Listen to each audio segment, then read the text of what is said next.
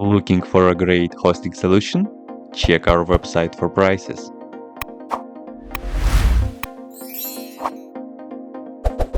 First, what you need to do is to update the server packages. You can do this by the following command.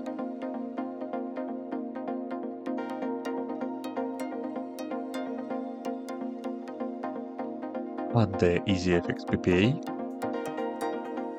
by running the next command.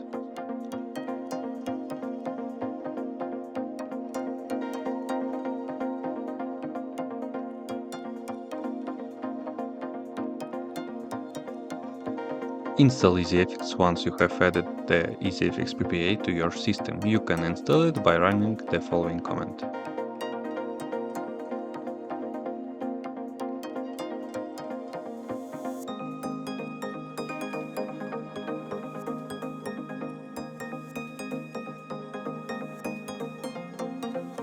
When the installation is finished, launch EasyFX. You can launch it by searching for the application menu or by icon.